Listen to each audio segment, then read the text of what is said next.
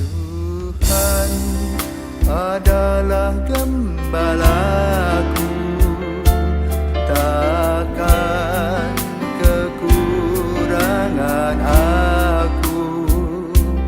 Dia membaringkan aku di padang berumput hijau. Saudara-saudara yang terkasih di dalam Kristus, selamat pagi. Salam jumpa lagi dalam Sabda Siap Saji, Rabu 6 Maret 2024, hari biasa pekan ketiga Prapaskah. Marilah kita berdoa dalam nama Bapa, Putra, dan Roh Kudus. Amin.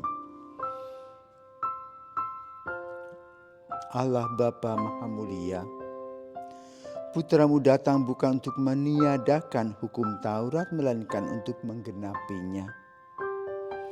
Buatlah kami semakin mencintai sabda dan perintah Putramu yang membimbing kami menuju pertobatan yang sejati. Dengan pengantaran Tuhan kami Yesus Kristus Putramu yang hidup dan berkuasa bersama Dikau dalam persatuan Roh Kudus Allah sepanjang segala masa. Amin. Tuhan bersamamu dan bersama rohmu. Inilah Injil Yesus Kristus menurut Matius. Dimuliakanlah Tuhan. Matius 5 ayat 17 sampai 19. Dalam khotbah di bukit, Yesus berkata kepada murid-muridnya, "Janganlah kamu menyangka bahwa aku datang untuk meniadakan hukum Taurat atau kitab para nabi. Aku datang bukan untuk meniadakannya, melainkan untuk menggenapinya. Karena aku berkata kepadamu, sungguh, selama belum lenyap langit dan bumi ini, 1 jota atau 1 titik pun tidak akan ditiadakan dari hukum Taurat sebelum semuanya terjadi. Karena itu siapa yang meniadakan salah satu perintah Taurat sekalipun yang paling kecil dan mengajarkannya demikian kepada orang lain, ia akan menduduki tempat-tempat yang paling rendah di dalam kerajaan surga. Tetapi siapa yang melakukan dan mengajarkan segala perintah Taurat, ia akan menduduki tempat yang tinggi di dalam kerajaan surga." Demikianlah sabda Tuhan, terpujilah Kristus. Para pirsawan, selamat pagi. Apa kabar? Harap baik-baik dan sehat. Hari ini kita akan mendengarkan bagaimana Yesus mengatakan, "Aku datang untuk tidak meniadakan hukum Taurat, tetapi melengkapinya." Di sebuah paroki terjadi mutasi. Ada seorang pastor baru. Setelah 3 bulan berkenalan, berkeliling, kemudian juga mengunjungi umat, mendengarkan dan menganalisa situasi dan kondisi, maka kemudian dia berpikir, alangkah baiknya bila kita membuat gereja ini lebih besar.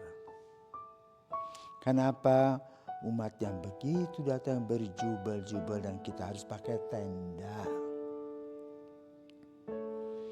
Dan lalu orang-orang lama, DPP lama tidak setuju.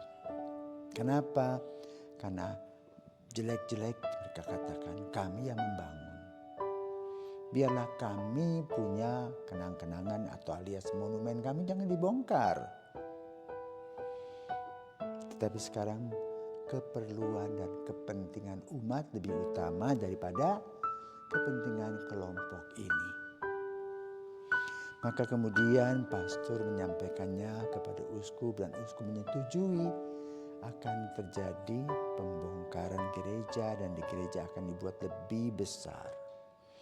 Dengan harapan bahwa pastornya juga tidak terlelah berkali-kali misa. Jadi ada dua kelompok. Yang lama tidak setuju.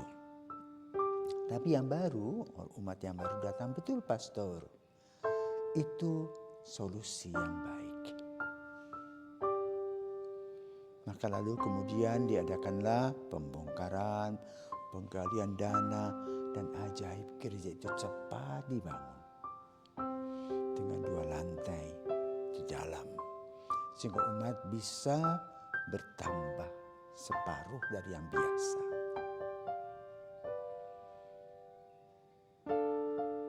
Hari ini kita mendengar tentang Injil, apa yang disabdakan oleh Yesus, apa yang disampaikan oleh orang. Yesus menganalisa situasi.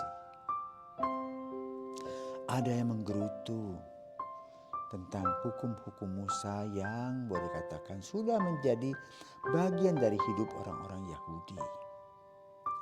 Namun kedatangan Yesus, mereka merasa kok seolah-olah Yesus tidak menghargainya. Padahalnya Yesus melengkapi. Nah, untuk memberikan informasi seperti ini tidak mudah. Karena orang yang pendengar yang lama sudah mengunci pikiran mereka.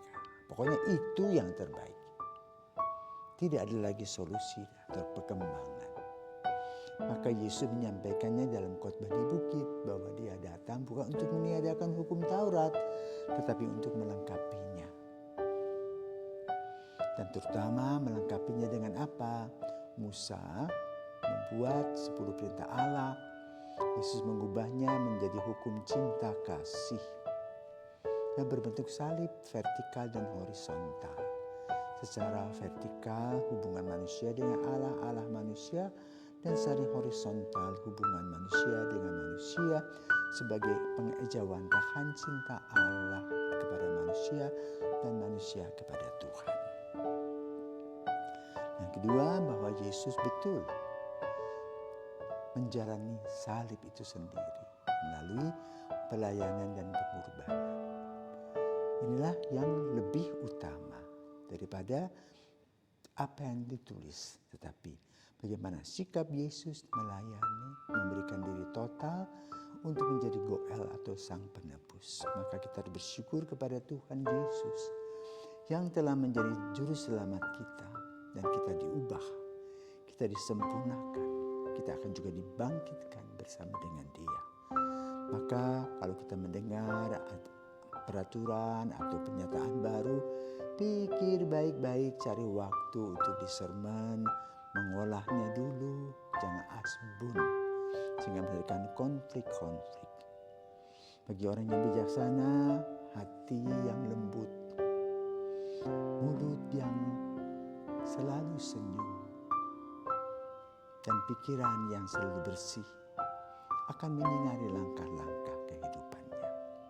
Selamat pagi, Tuhan memberkati.